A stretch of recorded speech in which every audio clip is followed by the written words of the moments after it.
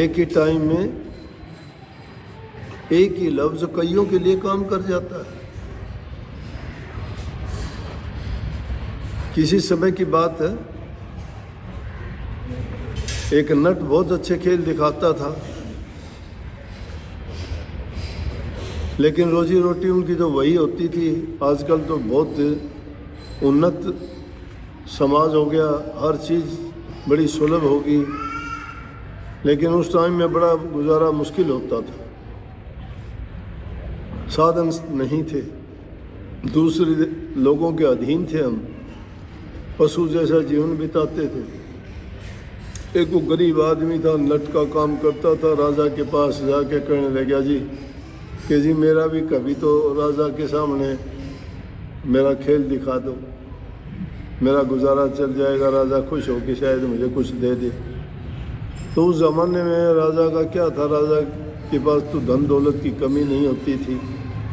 और कोई भी ऐसा आदमी जाता, राजा खुश होता तो कोई भी उसको उपहार भेंट, खुश होकर कोई भी इनाम पारितोषिक दे देता।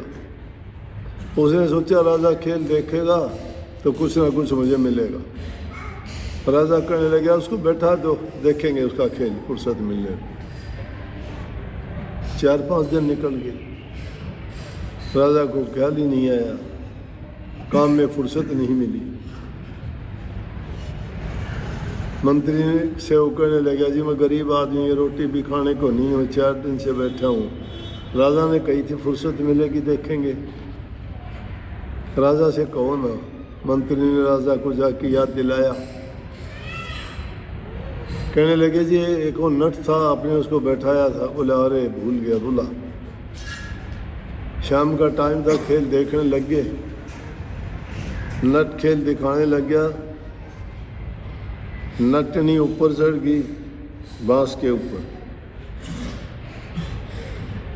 तो वो शरीर को ऐसे साधते हैं, बांस के ऊपर चढ़ के रस्से, एक रस्से पर चलते हैं दूर तक, शरीर का बैलेंस ऐसा बनाते हैं। कर्तव्य करते करते इंसान सब कुछ सीख सकता है। कबीर साहब ने भी उस नट का खेल देखने पर एक वाणी में एक आया कि अरे तुम कहते हो नाम का सुमन नहीं होता, ध्यान नहीं लगता, अभ्यास नहीं होता। बोला कि सहज तरीका बताता हूँ आपका, क्यों बहाने लगाते हो? जब करना चाहे इंसान तो सब कुछ कर सकता है, नहीं करना चाहो तो सो बहाने लगाओ। अगर करना चाहते हो तो कहने लगे तरीका बताऊं, और कहा कि जिस प्रकार से एक नटनी बांस पे चढ़ती है, उसी प्रकार से तुम अपने मन को यूं डांट लो, बैलेंस बनाओ। सब तरफ से ध्यान को हटा के एक नाम में ध्यान लगाओ, और नाम में ध्यान लगाओगे शरीर तुम्हारा ऐसे सज जाएगा जैसे नटनी बांस के ऊपर जाके खड़ी हो जाती है बिना किसी सहारे के, और वो उसके ऊपर अपना कर्तव्य दिखाती है।